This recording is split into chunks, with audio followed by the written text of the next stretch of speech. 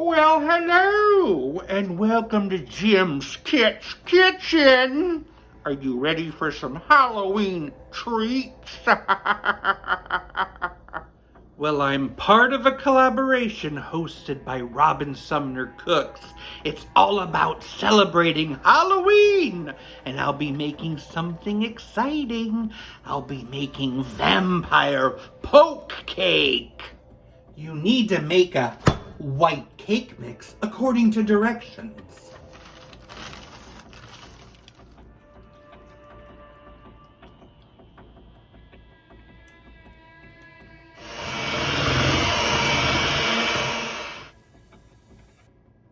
Bake according to directions. And now comes the poking part of the poke cake. Oh, how I love a poke cake!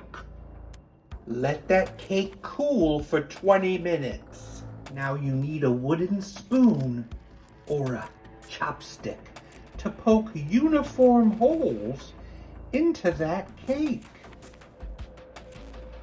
I'll be using red raspberry Jell-O. Bloody. I need a cup of boiling water and to stir it for 2 minutes. Fill those holes with that Jell-O and let it cool for over an hour in your refrigerator. Now it's time to frost it. You could use a whipped frosting, or I'm going to use this creamy cream cheese frosting. I'm going to be pushing these vampire plastic teeth into the cake and put some blood icing from the teeth.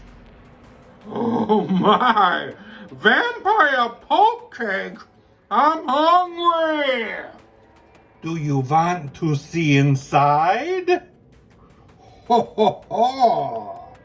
Poke cake.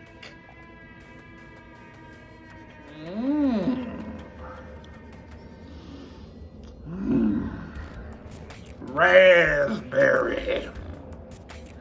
If you want to see more Halloween treats, check out the playlist in my description.